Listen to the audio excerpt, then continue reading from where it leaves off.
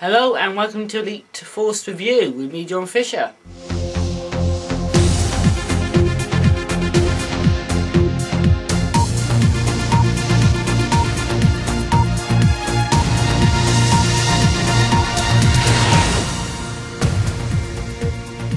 On tonight's programme, we talk to Brian from Elite Force Files.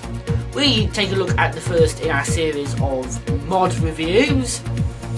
And I'll be here with my map review, this time doing Danger City, as well as my thoughts on the community happenings of the week. And we have Ian with our late forecast.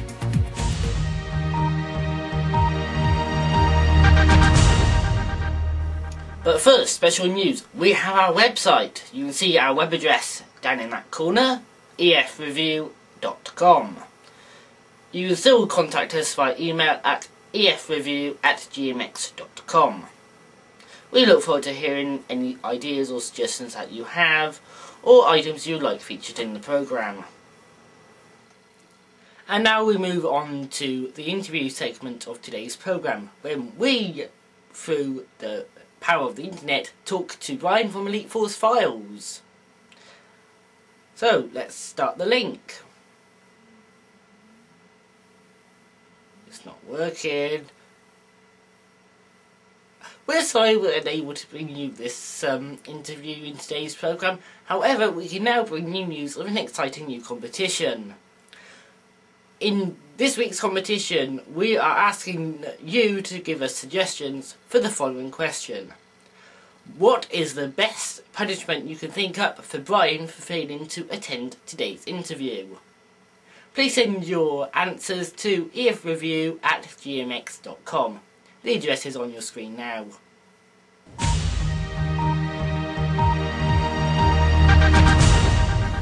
So, here we are. This is Map of the Week, and I'm Luke Sutton, following online as the 10th Doctor. This week, I'm going to do Danger City. It's a classic deathmatch map, originally made in 2000, and very popular right now on many of the remaining HoloMatch servers. So let's take a look at it.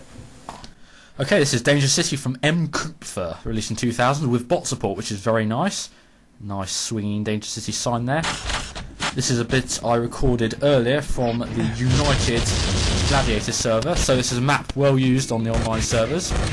As you can see, a lot of space for flying, so a lot of aerial combat happens on this map. There's a lot of buildings, most of them you can go in except that hotel to the right, you can't go in there. This is a nice hidey, campy area, although camping is frowned upon in the community, where you can snipe people. And there's a secret area here if you jump into that container, where you can pick up a det pack, have a look at some nice pictures. Intriguing. There's 7 of 9. And you beam back out onto a monorail area, where the train does go past quite often. There you go, Danger City. So, a fantastic free-for-all and team deathmatch map. But is Danger City any good for role-playing? Because that's what the majority of players in Elite Force do these days. And I think if you can ignore the signs, I think you've got a fantastic urban map for role-playing, whatever you want to do.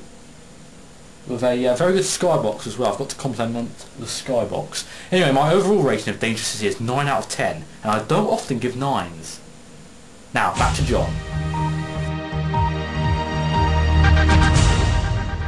And now the first in our series looking at mods for Elite Force 1. This week we will be having a quick look at Scooter's Canon mod, which is a total texture conversion for Elite Force to bring in more Canon. Here you can see the corridor on deck 10. This might not be obvious, but the textures are a lot more defined, clearer. And now we can compare it to the original. You can see on the left the Canon mod and on the right the original. You can see there's a lot more atmosphere in the mod. And if we take engineering as an example, again, textures are clearer, more bold and far nicer to look at. But We also have other features like the hazard uniforms are gone and have been replaced with standard Voyager uniforms. Weapons also changed, so you're no longer wearing a gloved hand. You've got a hand, and you've got your normal Type 3 phaser rather than a confession rifle, and the scavenger rifle has also been changed to look Federation. We'll be back again next week to look at another mod.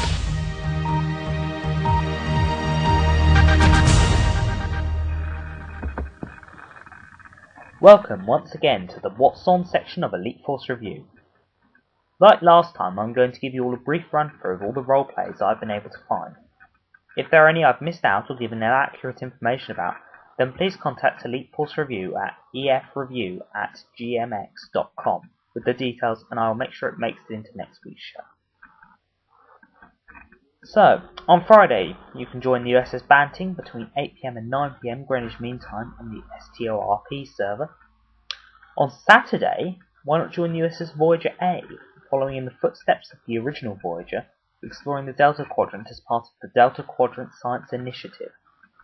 You'll find this RP on server 208.15.13.23:27960. This roleplay starts at 5 PM Greenwich Mean Time. On Sunday, you can join the USS Odyssey between 6 PM and 7:30 PM Greenwich Mean Time for the Unknown Horizons on STRP.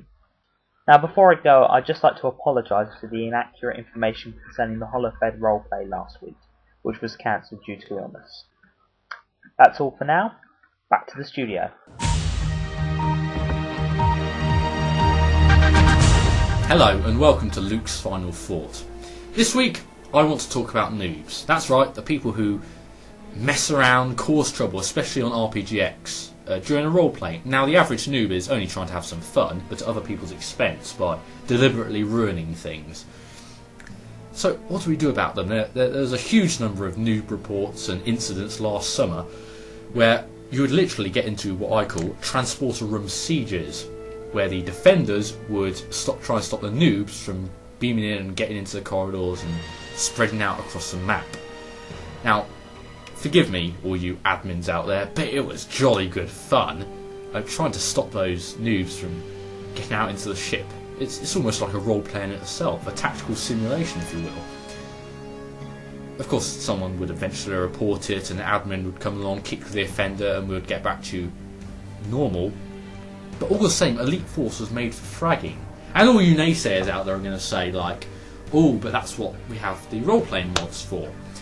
And yes, you're right, but don't tell me you bought Elite Force just to play RPGX, because most of you had that game for years, since probably released back in 2000. And back then it was Star Trek's finest shooter. And it still is! It still is really good as a shooter. So, now and again on roleplay servers, have a good frag up. Admins, turn off your precious god mode and join in the fun for 20 minutes or something, just to let off some steam. But at the same time, to all you noobs out there, if there's a roleplay going on, don't ruin it, because people are having a good time. Join it. You might be surprised how much fun you have.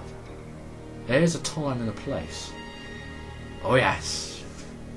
Now, until next time, from myself, John, Ian and Robert, from behind the scenes, allons-y.